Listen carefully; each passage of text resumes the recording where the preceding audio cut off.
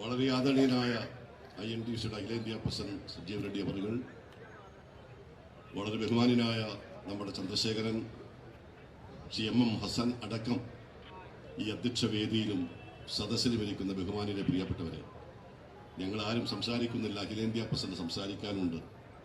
ഞാൻ ഒരൊറ്റ കാര്യം INTUC സംസ്ഥാന പ്രസിഡന്റിനെയും സംസ്ഥാന കമ്മിറ്റിയെയും ജില്ലാ കമ്മിറ്റി ഭാരവാഹികളെയും ഞാൻ മുക്തകണ്ഠം പ്രശംസിക്കുകയാണ്.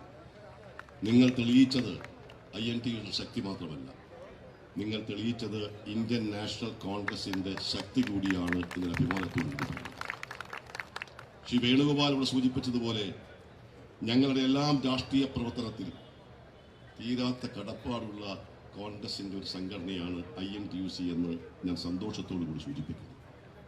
സംഘർഷമുണ്ടാകുമ്പോൾ, ബുദ്ധിമുട്ടുണ്ടാകുമ്പോൾ മറ്റാരേക്കാൾ കൂടുതൽ ഞങ്ങളുടെ ജീവിത കാലഘട്ടത്തിൽ ഞങ്ങളെ താങ്ങിയതും ഞങ്ങളെ സഹായിച്ചതും INTUCയുടെ പ്രവർത്തനമാണ്.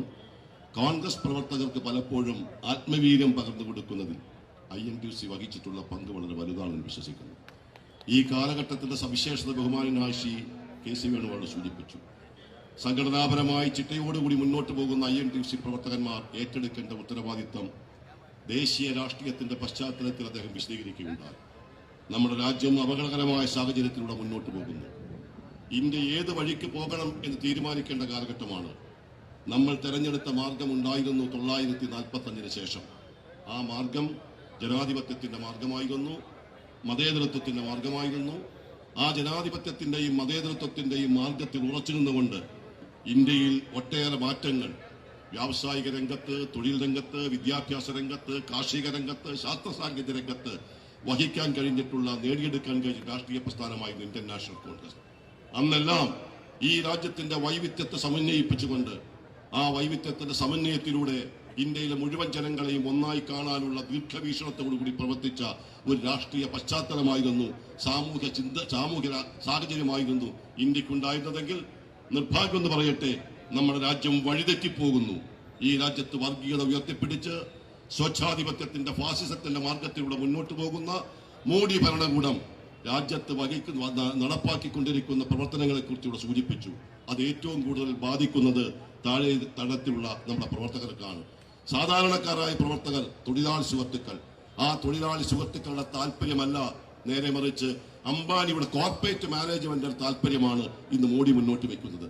ആ കോർപ്പറേറ്റ് മാനേജ്മെന്റ് താല്പര്യങ്ങൾ സംരക്ഷിക്കുന്നതിന് വേണ്ടി മോഡി മുന്നോട്ട് പോകുമ്പോൾ സ്വാഭാവികമായും ബുദ്ധിമുട്ട് അനുഭവിക്കുന്നത് സാധാരണക്കാരായ തൊഴിലാളികളാണ്. അവിടെ തൊഴിലാളികളുടെ ശബ്ദം ഉയർത്തിപ്പിടിക്കാനുള്ള ശക്തിയും അതുപോലെ തന്നെ കഴിവും INTUC പ്രസ്ഥാനത്തിൽ ഉണ്ടാകണം.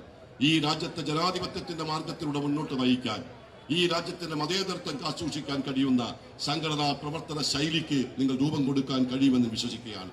കേരളത്തിലെ രാഷ്ട്രീയ സാഹചര്യത്തെക്കുറിച്ചുകൂടെ സൂചിപ്പിച്ചു. ഒരു വാക്ക് ഞാൻ അവസാനിപ്പിക്കുന്നു. കേരളത്തിൽ ഒട്ടേറെ രാഷ്ട്രീയ പ്രവർത്തകന്മാർ, നേതാക്കന്മാർ കടന്നു വന്നിട്ടുണ്ട്.